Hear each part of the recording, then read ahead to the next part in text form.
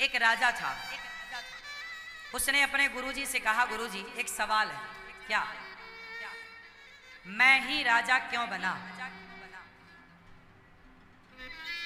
और कोई मेरी जो डेट ऑफ बर्थ है, जिस समय मैं पैदा हुआ, इस समय बहुत लोग पैदा भये, पर मैं ही राजा क्यों बना?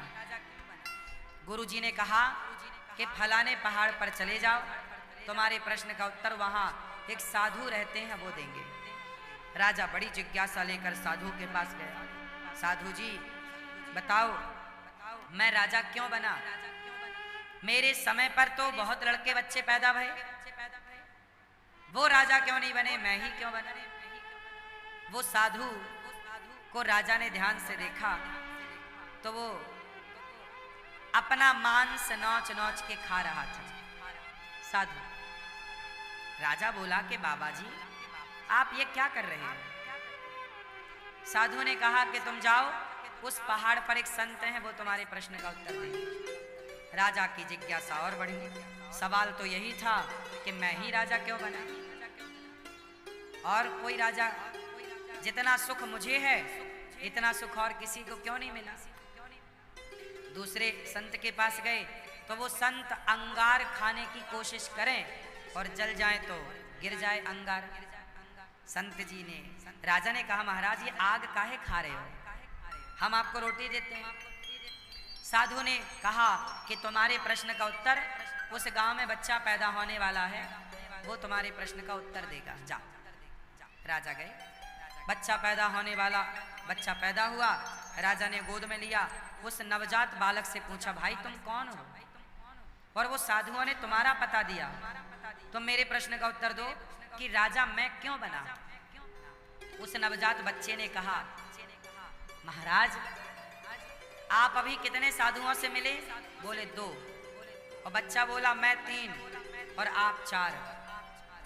उसने कहा बच्चे ने, महाराज हम चारों पिछले जन्म में सगे भाई थे। अच्छा, तो राजा मैं क्यों बना?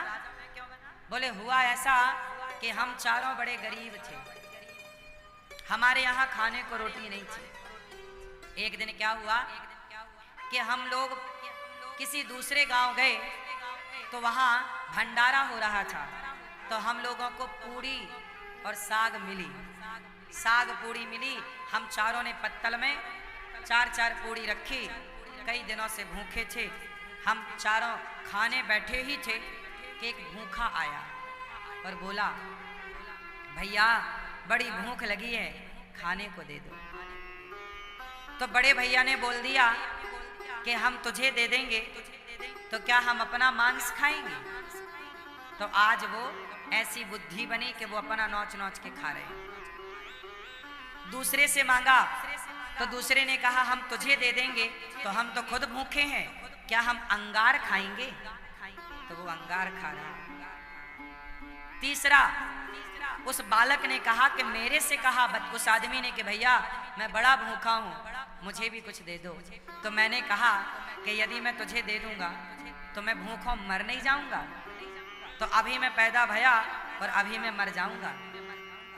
और तुम जब वो तुम्हारे पास आया तो तुमने अपनी पूरी थाली, जिसमें केवल 4 पूड़ी थी, जरा सी साग थी, 4 पूड़ी, जरा सा अन्न, तुमने उस भूखे को खवाया।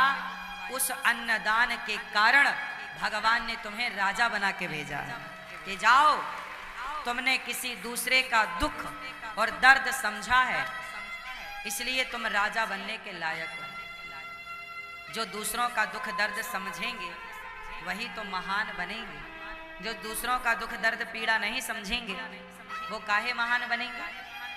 तो अन्नदान की इतनी महिमा है कि 4 पूड़ी देने वाला राजा हो गया। इसलिए जिनका पेट भरा है उन्हें खिलाने से कोई पुण्य नहीं है, जिनके पेट में भूख है उन्हें देने का पुण्य है। इसलिए भूखे को भोजन कराओ। आप लोग पार्टियां देते हो, जन्मदिन में, सालगिरह में, एनिवर्सरी इत्यादि पार्टियां देते हो, उस पार्टी में कोई ऐसा नहीं है जिसे भूख हो। सब ऑलरेडी अच्छे घर से हैं, खाते पीते हैं।